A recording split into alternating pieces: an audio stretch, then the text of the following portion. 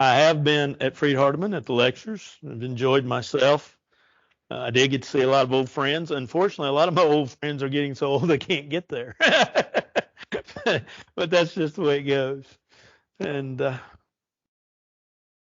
to hear some good lectures, some good preaching. And it was on, this year was on the book of Revelation. And it was more tied, at least most of the ones I listened to were more tied to the magnificence of God in Revelation chapter 4 and 5, although I heard other lessons, but those were some good lessons. And so thank you for allowing me to go, for sending me, and for that opportunity. I do appreciate it. I don't take that lightly, and I don't try to skimp on that. I just don't go to the night lectures. Never have really, but I don't go to the night lectures, especially now. If I can spend some time with my son and spend some time with Graceland and my daughter-in-law, and we had in the house, we also had uh, would be Kara's cousin and wife, and she's 37 weeks pregnant, but you can't tell it. She's a little bitty girl. And they have one little boy that Wyatt is, let's see, Graceland's 3, so Wyatt is 2, and I am now his papa number 2. And so, uh, but when you walk out of the house on Tuesday morning and your granddaughter says, I want a kiss, and so she gives me a kiss, and little fella says, I want a kiss. You let him give you one. So anyway, Psalm 3 is a great psalm. Like I said, we're going to spend 13 weeks. Now, if we finish up Psalm 3, I don't think we will, to be honest, but if we do, we'll go into 4. So we may end up covering more than 13 psalms. I have looked at it. I don't think we will because I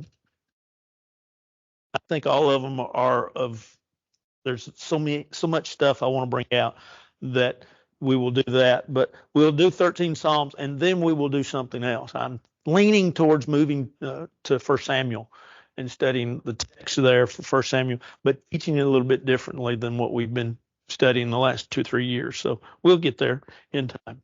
Psalm 3 is a great psalm. It's a psalm that if you look at it from a standpoint of the superscription, at least my Bible says, a psalm of David when he fled from Absalom, his son. Now, remember, we've said those aren't inspired. They came around before the Septuagint, which is the Greek translation of the Old Testament. They came around before the Septuagint was finished. The Septuagint was finished around 150 BC. And so they came around somewhere around that. It could be that the psalmist David, thus, is attributed, of course, to this psalm, but it could be that this superscription is absolutely correct. I mean, to be honest, the things in the text fit. But it could also have been another time, maybe even a time we don't know about in David's life, that these things fit. I will not spend a tremendous amount of time trying to make it fit a time in David's life. I think I shared with you, we had a guy at Pomona that we had a singing class, and he was trying to tie all of the Psalms into the life of David and then teach songs from that. It was very complicated sort of curriculum that he was trying to put together. And so I told him, I said, well, how are you going to know which psalm goes with, say, passage in 1 Samuel or whatever? And he said, well, the superscript. I said, they're not inspired. And then he wanted to talk further, and we kept the discussion. But then he also came back because I told him, I said, you basically can't do what you're trying to do. And he came back a few weeks later and he said, I can't do what I was trying to do. And he could admit that because we didn't play golf much, but we played golf some together, and he could talk to me freely. And so these things they're hard to fit in. Is what I'm trying to say. Whether it fit the time of Absalom's revolt or it fit another time, we don't know. I do want you to think about, kind of keep in your mind, think about being king, and think about not only being king, but your son, your very son, leads a revolt against you as king. Imagine the hurt, imagine the heartache, imagine the disappointment. Now, whether it's that time or another time, because look in verse 1, Lord, how they have increased who trouble me. Now, it could have been another time. I like what one commentator said. I read it in preparation for this last week. One commentator said that he didn't know exactly what it was. He said it could have been any time. He said it could have not necessarily been people. It could have just been the surmounting of issues within the kingdom. That's kind of hard to fit with a couple of things that's said in this psalm. But the point that author was trying to make is that it was a terrible time. Notice a couple of things just right there in that phraseology. Notice, first of all, the word Lord. We've talked about this before, and I'm not going to try to overemphasize it, but when you see all capital letters for Lord in a translation, it's the what's called the Tetragrammaton. It's the term is, it's actually in the Hebrew, it's YHWH. We've added from the Tetragrammaton, we've added vowels to it. We pronounce it as Yahweh. Don't get too excited about that, but just know this: if you find the word Lord with all capital letters, you might say, well, I don't remember the Hebrew word. Just think of it this way. It's what's believed by a lot of scholars to be the actual name of God.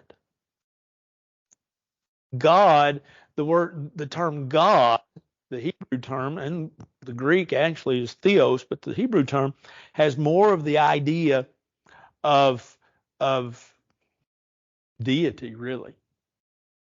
And so then when you get into the Hebrew, you get into Yahweh and Elohim. I won't complicate it tonight, but just think about, he addresses the term Lord at the very beginning as if he's calling him by name. And he says, how they have increased who troubled me. He's going through a difficult time. He's going through a hard time. He's complaining, if you will. He's going to complain now, and he's going to complain to God, and that's fine.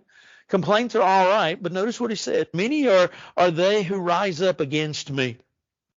He's having a difficult time. The word many is not just the idea of many from a standpoint of number, but great.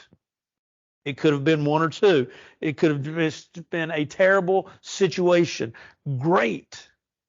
This was not a small problem. This was not a simple headache. This was a big problem in David's life. Many are those who rise up against me. Many are they who say of me, there is no help for him in God.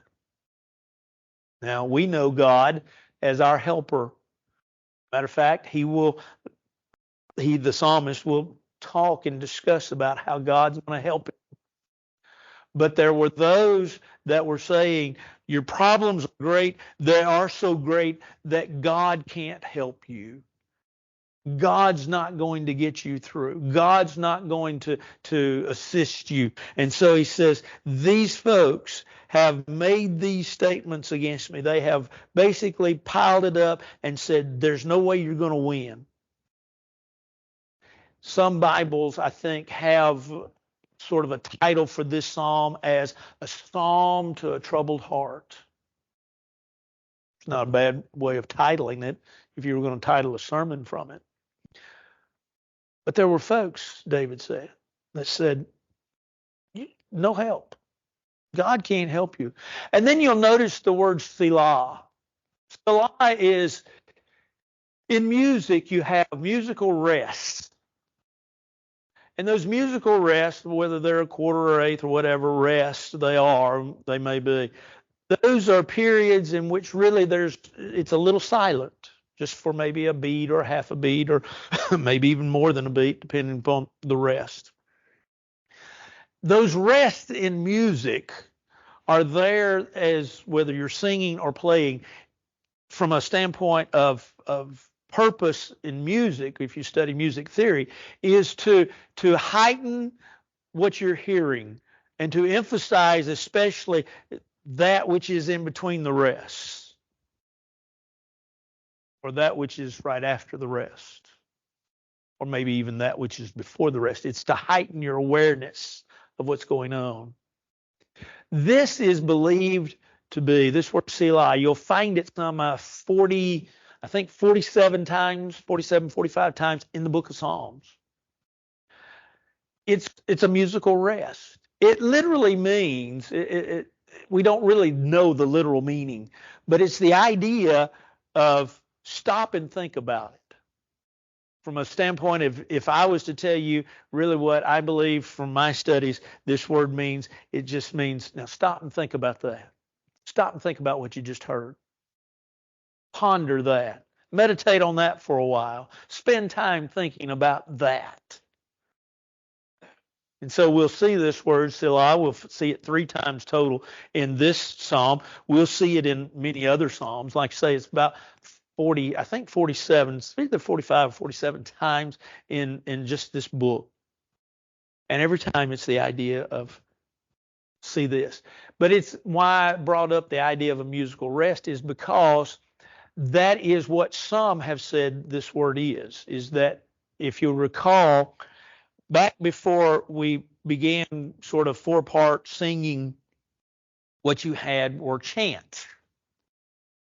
And some religions today still, that's their music, is chants. And a lot of the chants, especially in early religion, if you will, before the Restoration movement, more in line with the Reformation movement, which was Luther and all 1500s, is when you had chants. They used the Psalms and they chanted them, and then these words were sort of introduced as, a rest in that chant. And so that could be part of it. But the psalmist here says, he writes this word Selah. He says, now think about that. Well, what do you want me to think about? That I had such great trouble that people said, God can't help me. Let's go on. After giving the complaint, he's going to give a contemplation of his God. In other words, he's going to tell us about God. Because notice how he began. But, as we've always talked about, is a connecting word. But is a bridge word. Some folks call it. It connects, or it bridges that which is before it to that which is after it. It is a contrasting word. But, it's sunny today, but it's going to rain tomorrow. Contrast, right? So that's what he's using it. But you, O Lord. So now all of a sudden he begins to talk to the Lord. But you, O Lord, notice the capitalization of the word, are a shield for me. You're a shield. Now we don't know. You've heard me talk about this, and I'll just remind you of it. In biblical times, there were really 3 types of shields. There was one shield that was about 6 feet tall, and it was used really for folks to hide behind. It could be used from a standpoint of as a base. In other words, you'd set it up and the soldier could run behind it, or it was used from a standpoint when you knew your enemy was going to shoot fiery darts at you, you would use it as the base kind of to hide behind. Leather covered. Oftentimes, if you knew fiery darts were coming, they would soak it in water so that when the arrows hit and even stuck, they couldn't harm the shield. The second type of shield was smaller. It would cover you maybe from, say, shoulder to knee, and you could hold it a little easier and fight.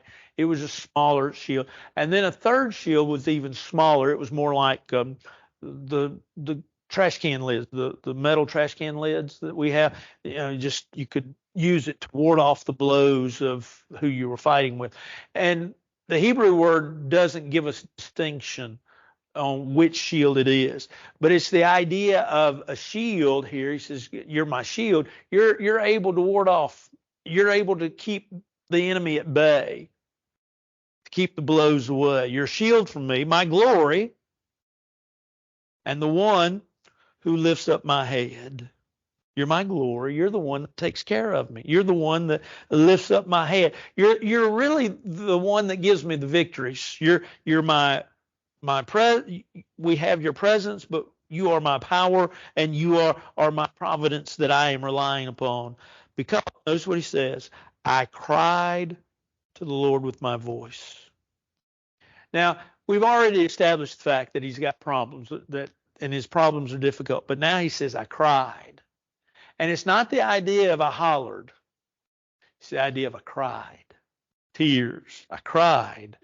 I cried to the Lord with my voice, and he heard me from his holy hill. Think about the picture he paints of God now. He says, you're a shield. And he says, I cried and you heard. Then we see that word again, Selah. Stop and think about that. Stop and put that in your memory banks and consider that. Consider where you are. Consider what's going on. Okay. So then there's a calmness that comes over him. I lay down and slept. You see the peace? We see this many times, excuse me, in the book of Psalms. As you study this book, as you have before, I'm sure, but as you study the Psalms more, maybe a little bit more pointedly, as you study them, one of the things you find out is how many times the Psalms start out at either the psalmist is aggravated with God, or he is condemning the actions of God, or he is literally, as Brother William Woodson said one time in one of my classes, he said he's shaking his fist in the face of God. He comes to a point in those Psalms where his attitude, his mind changes. Why? Because he probably writes the Psalms, or that Psalm, the psalmist, whoever it is, writes that Psalm after the event, not during the event. So he writes it after it's all said and done. So he realizes and he remembers the first part of the bad, and then he'll put some contrasting word in there, but, like but, or however, or you'll just see a contrast there, a change. And the change is all of a sudden, well, God, you're great. You're wonderful. You help me. Something to that effect. Well, here's the change here. He says, I could sleep. I could lay down. I could sleep. I awoke, for the Lord sustained me. Now, this is interesting because the tense of the verb in this idea of the Lord sustained me is the idea of he has in the past, and I am sure he will in the future. So it has sort of a past future feel to it. In other words, he protected me in the past. He sustained, kept me going in the past, and he's going to sustain me or keep me going in the future. So I awoke, and he sustained me.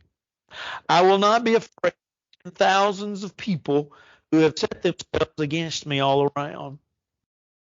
See, these lines, these couple lines here remind us of not so much maybe was it an issue, but it was people. Because as we all know, especially when you go back and study during the kings of the thousands, they'd have a war and thousands would die. They didn't go in with an army of 100. They went in with armies of thousands. And so it seems, if you will, logical. But notice what he says. He says 10,000s can come against me. Now, I don't think he's talking about a literal number. He's talking about just a tremendous number of people. Will not be afraid of 10,000s of people who have set themselves against me all around. I'll not be afraid. I told you a little while ago, I was privileged not only to spend time with Graceland, but I was also privileged to spend time with Wyatt, 2-year-old. And right now, they're having difficulty with him. You know what? He's afraid of the dark. Of course, they're trying to teach him that there's nothing in the dark to be afraid of. But when he looked at me, and I didn't realize that this was a problem, when he looked at me, and he came up to me while we were afraid of dark, and I looked at him and I said, "Me too." Oops, I wasn't the right thing to say. but we all have fears. We're all born with the fear of noise and the fear of falling. Every one of us. We develop more fears in our lifetime. Now, there are thousands of fears. You may have, different fears.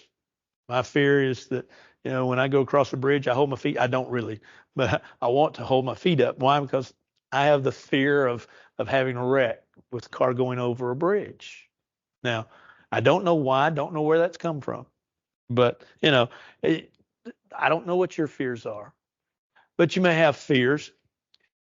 The psalmist here, David says, I'm not afraid of what's going to happen.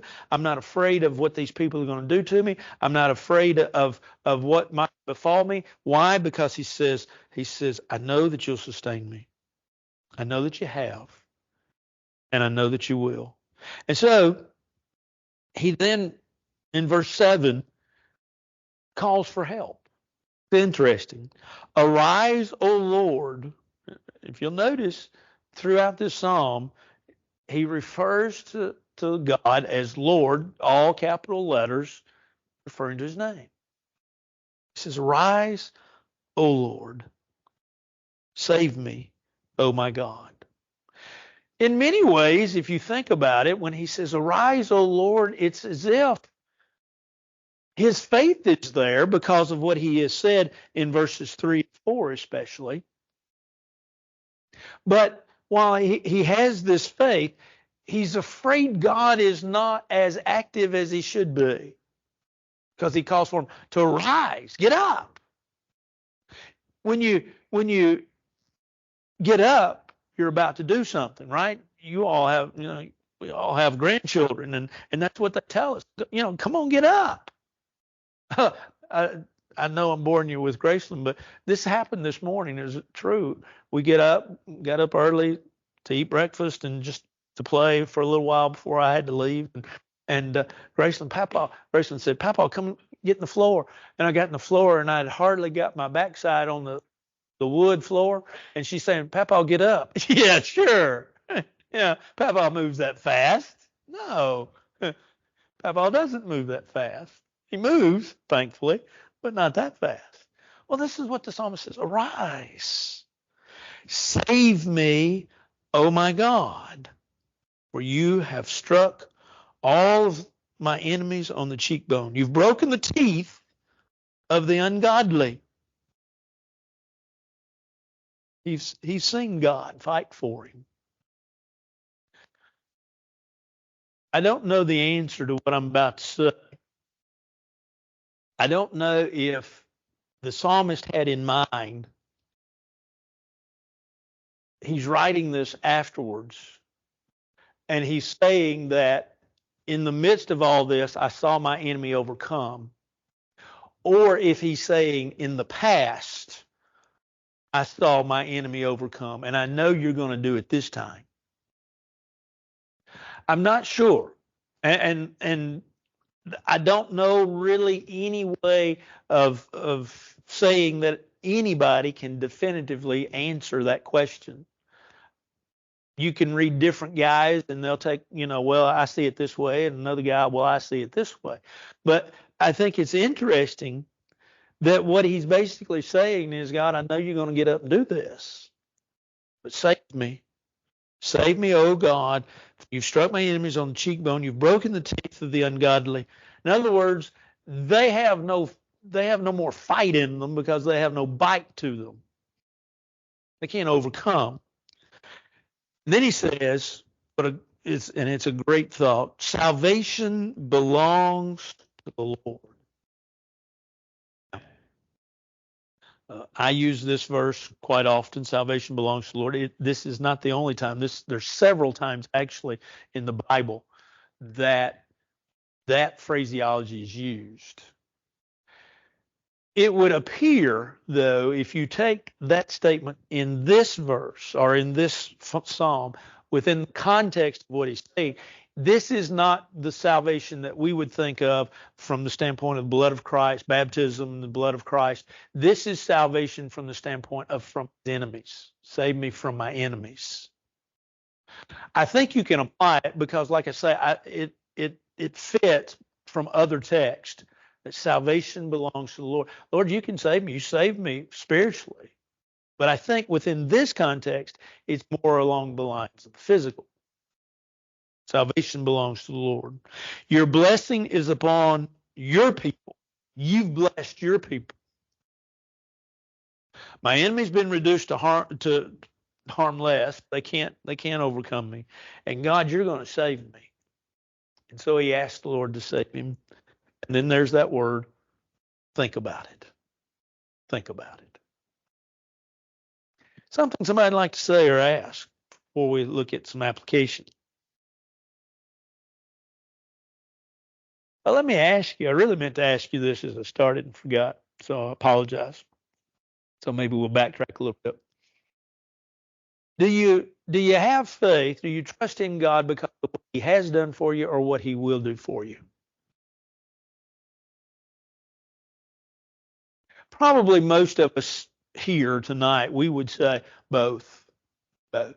I trust God because I've seen things in my life that he's really affected, or I've seen things in a friend of mine or a fellow brother and sister in Christ, and I've seen how he worked in their life. And so that led me to a faith.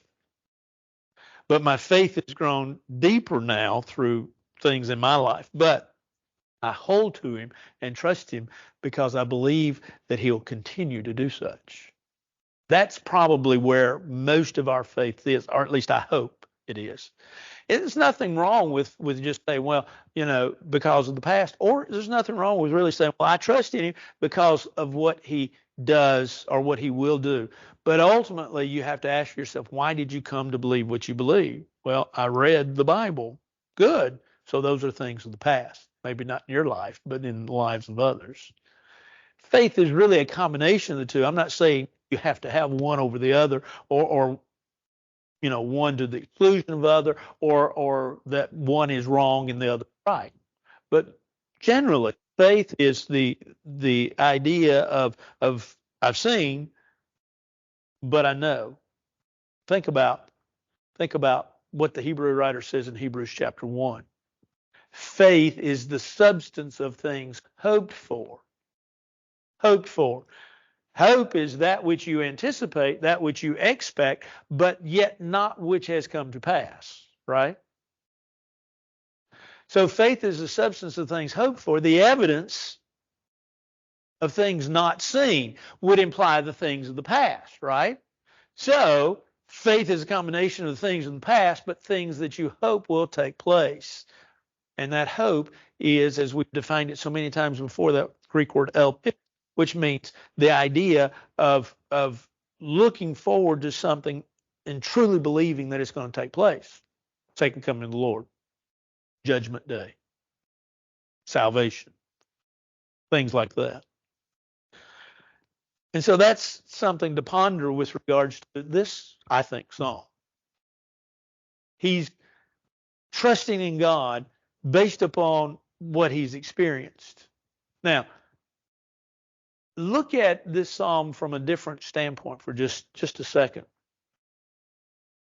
Instead of writing this psalm after the events have occurred, how about where he was in the midst of those problems, in the midst of those, in the midst of the forest, in the midst of the trees, in the midst of the trouble, in the midst of the storm,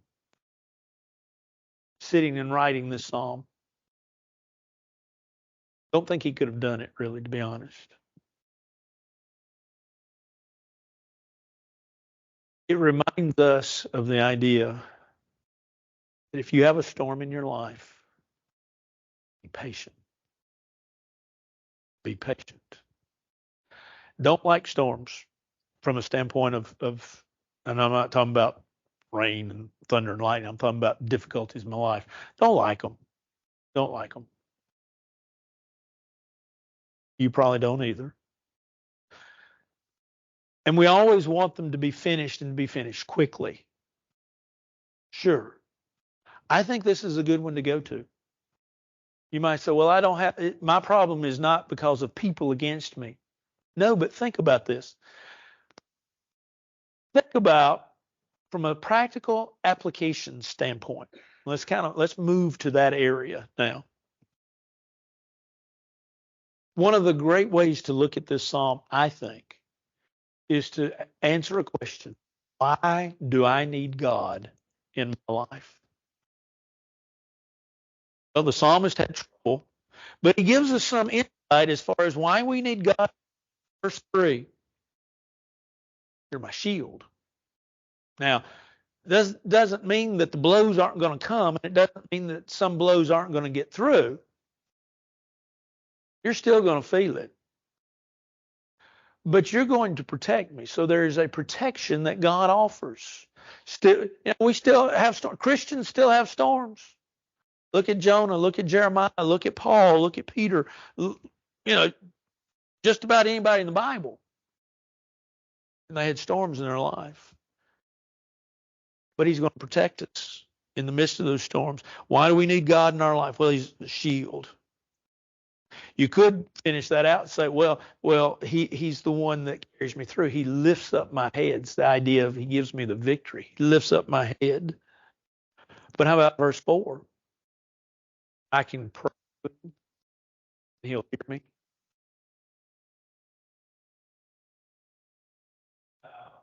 And I don't know how much you know, and I don't mean this, I'm not trying to belittle anybody when I say this. I don't know how much you know about world religions.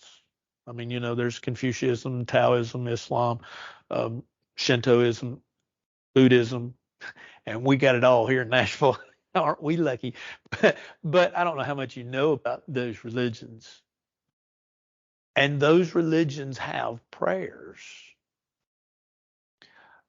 But the ones that I have studied, and I haven't studied all of them in depth. I did take a class in undergraduate, but I haven't studied every little bit about all of them. While they have prayers, most of them go under the idea of we hope they are heard. The Christian goes under the understanding, I know they are heard. Might receive a no, but I know they are heard. I cried to the Lord, and he heard me. Well, why else do I need God in my life? Well, look in verse 5. I awoke, for the Lord sustained me. He kept me up. He held me up. He got me through it. In the midst of my trouble. And then, how about verse 8? He can, he will save me. Salvation that he offers. And so, God's my helper. I need God because he's my helper that ultimately gets me through life. We looked at Psalm 1 and we said it's a psalm to individuals, and it's basically in many ways about staying with God, meditating upon God. We looked at Psalm 2 and we said it's a psalm of security. Psalm 3 is a psalm of God is our helper.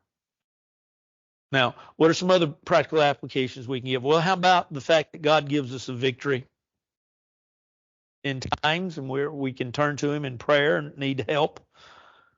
God gives us the victory, which ultimately leads us to this great thought from a practical application standpoint. And that is that God offers us peace in the midst of chaos. Most of us float through life. Usually when things happen, isn't it strange, but isn't it when the things in your life happen, do they happen in threes? It just seems like they happen in threes. The dishwasher goes out, the TV gets on the fritz, and then your back goes out, right? Something like that. Just three things happen, just seem like all at once. Just maybe not your house. It seems like it does in our house. And then we go for a period of peace, and then the calm is broken. In the midst of the chaos of the three things falling apart, there should be peace for the Christian. We don't like chaos, but we know the peace that passes understanding keeps our hearts and minds through Christ Jesus. And the psalmist is going through a tough time, but there's peace. I've got a couple others, but does anybody see anything they'd like to talk about?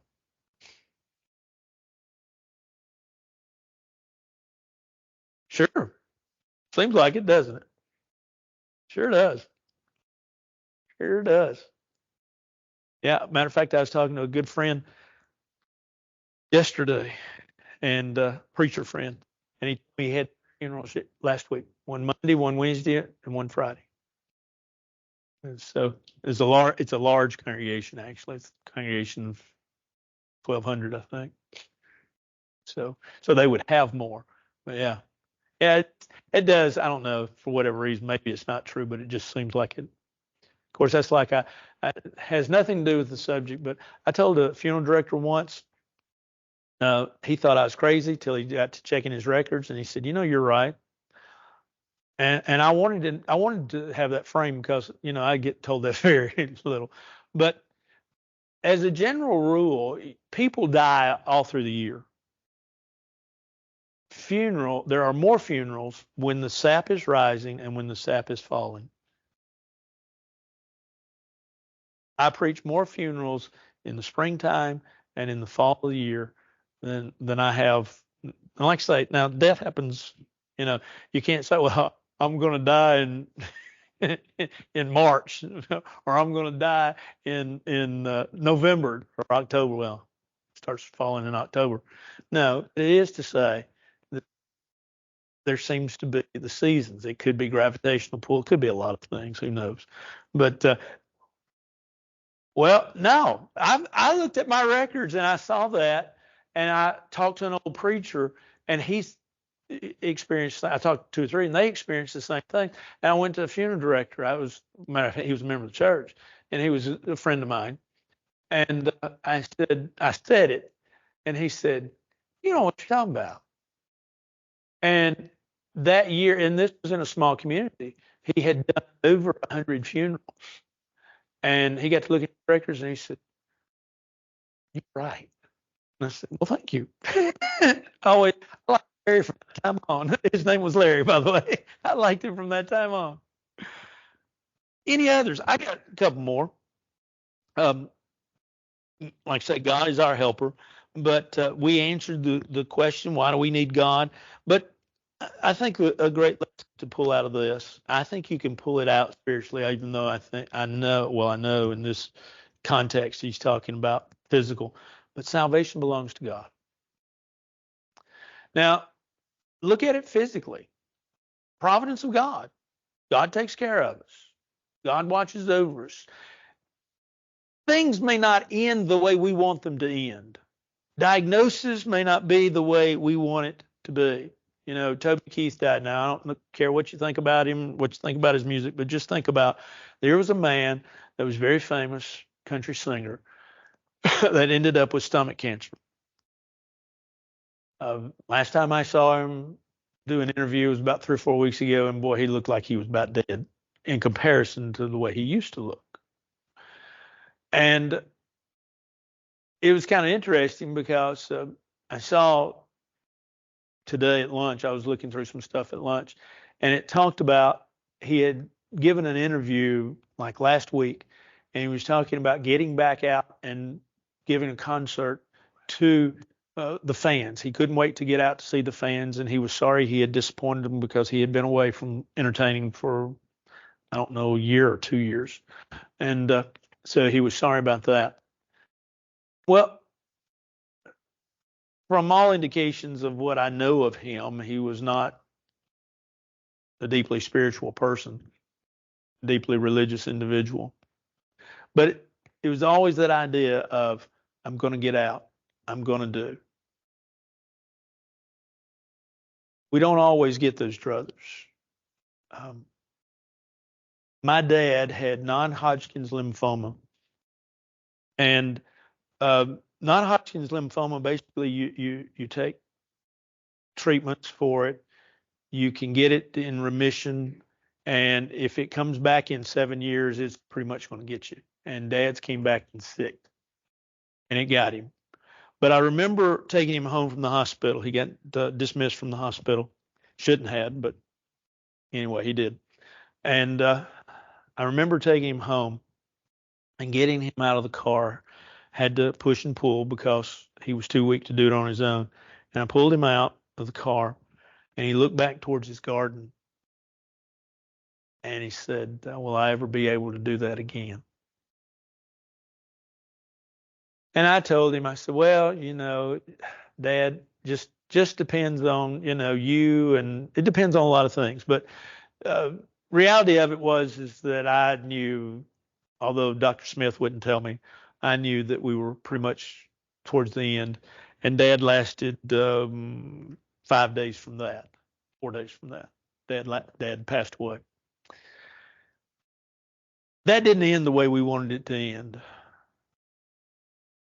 But it ended, and salvation, and I'm not talking about spiritual salvation. Do I believe Dad's in heaven? I leave that to God. But Dad was, yes, he was very religious, very faithful, as I've told you before, an elder in the church. And so, but I still leave his judgment to God. But the release really of his physical body, it was time. And it was tough. And so while we didn't really get the answer that we got, God still delivered him. And that's the idea. Salvation is the idea. The word itself has several different meanings. It's the idea of deliverance, rescue, freeing as well. It can have the idea of freeing. And so he had that. And so while we may not always get what we want, we get what's best, because that's the providence of God. Salvation, God's deliverance, God's providence. He'll take care of it. Anything else? I think George is telling me I need to shut up. He's rung the bell. I thank you. We will get into Psalm 4 next week. Psalm 4 is a great psalm. It's a psalm, once again, of David.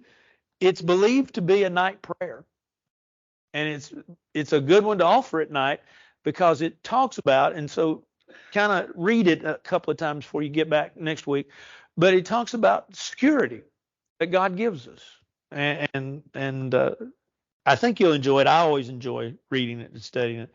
There's a call for us, really, I think, in verse 3 and verse 4 for us to be thinking about as individuals, and we'll talk about that when we get there. Anyway, let's bow for a word of prayer. Our Father in heaven, we're so thankful for this day. We're thankful that you loved us, that you've watched over us, that you've cared for us. I'm thankful for my safety and for spending time with my family. I ask that you be with every member here, that you bless them and their families.